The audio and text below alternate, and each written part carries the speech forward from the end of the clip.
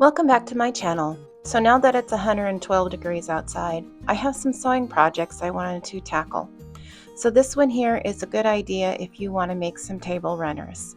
I'm going to use this tablecloth that measures approximately 60 by 85 inches, and I'm going to cut it down, sew on a hem around it or a seam, and then in the end, I'm going to put it in my embroidery machine and add a nice saying to it so that you can have a table runner for the season. So here I am. I've already marked the sections. I went ahead and used my ruler that was 18 inches long. I used a water-soluble pen, made some marks, and here I am just cutting the length of the tablecloth. Now if you have a rotary cutter and a mat, you can also use that. Mine is so dull that I'm gonna go ahead and just use my scissors to trim it down. Now this one I was able to get, I believe it was 3 tablecloths or table runners out of this tablecloth.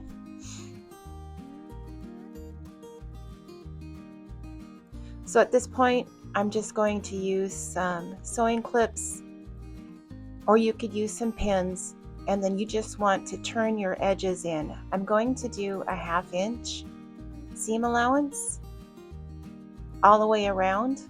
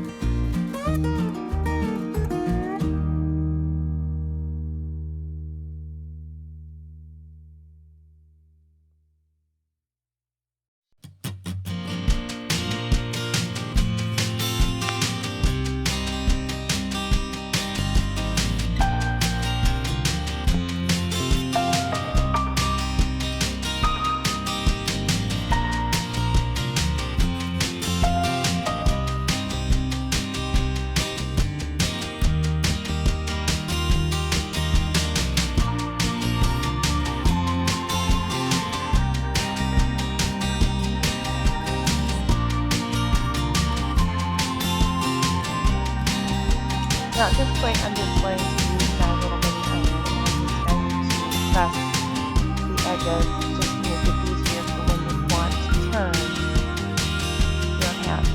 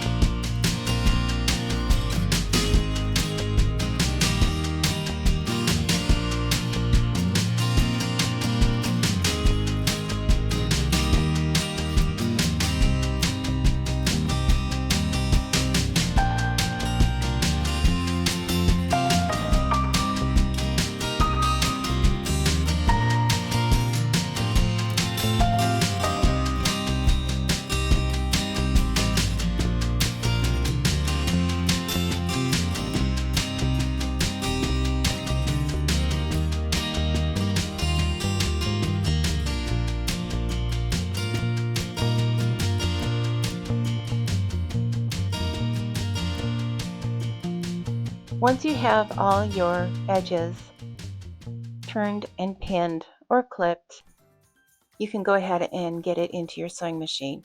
Now, one part I didn't mention yet is that when you are rolling your edges, you want to start with the long edges first. So roll your long edges in first and then do your ends and clip it all together. And then you can just start at one corner and go all the way around. But that way your sides are under the end pieces, and so it's not all mixed up when you go to sew it together.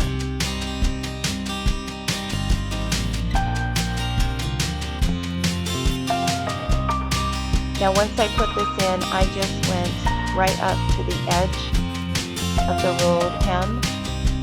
Well, it's not a rolled hem, but the hem that I folded over twice so that you don't have a raw edge. And then I just put it under my foot and then ran my needle right along the edge. Make sure to catch the side. And I'll just go all the way through the bottom. And then you can just go all the way around and then you'll have a finished edge.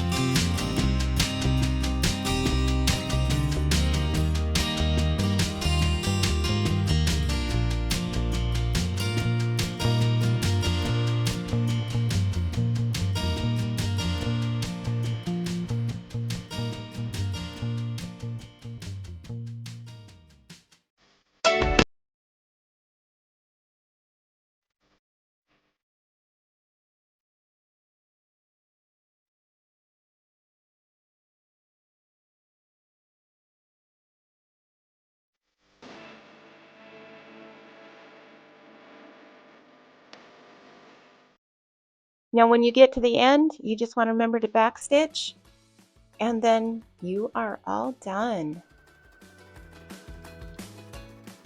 Now if you have the ability to use an embroidery machine, I went ahead and typed up the saying, thankful, grateful, and blessed, and just embroidered this on both ends.